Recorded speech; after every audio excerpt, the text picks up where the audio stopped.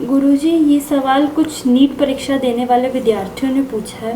उन्होंने सवाल किया है गुरुजी, जैसे कि अभी पता चला है कि कुछ पेपर उस बैच के लीक हो गए थे जो अभी लेटेस्ट नीट का पेपर हुआ था। तो उनका सवाल ये है कि गुरुजी, जैसे किसी भी एग्ज़ाम को अगर हम देते हैं और उसमें कोई चीटिंग होती है या पेपर लीक होता है, तो इसमें सबसे ज़्यादा गलती किसकी होती है, और ये एक आधे बैच के साथ 2-3 साल बाद ऐसा क्यों हो जाता है? और अगर ऐसा होता है तो जिन बच्चों ने 1-1 साल 2-2 साल ड्रॉप करके इसकी पढ़ाई, इसकी तैयारी की है, तो उनका क्या होगा? मतलब इससे क्या सभी बच्चों के ग्रहों की वजह से ऐसा होता है? सब बच्चों के ग्रह का उसमें ज़्यादा लेना देना नहीं है, जो लोग कर रहे हैं उनका लेना देना है। और क्या ज़रूरी है उसी परीक्षा में आप लगे रहो? बहुत सारी चीज़ें हैं ना जीवन में कामयाबी की। हमारे यहाँ डिग्रीधारी लोग हैं सारे, फिर वो डिप्रेशन में घूमते रहते हैं। जहाँ से बात की शुरुआत हुई थी, पता नहीं प्रश्न का उत्तर ठीक से हो पाया कि नहीं, शायद बीच में रह गया था कुछ व्यवधान, या हो गई थी बात ना।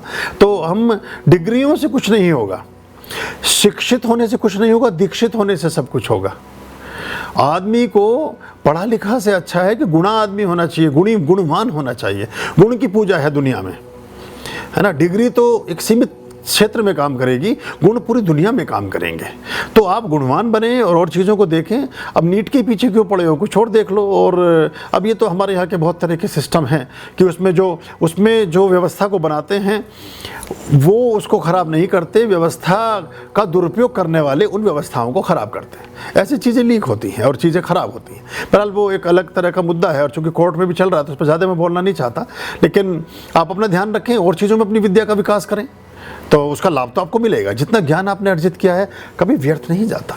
जितनी चीज़ें आप सीखेंगे कभी खराब नहीं जाएंगी, कहीं ना कहीं काम ही आएंगी और आपके जीवन को अच्छा और बेहतर ही करेंगी। अभया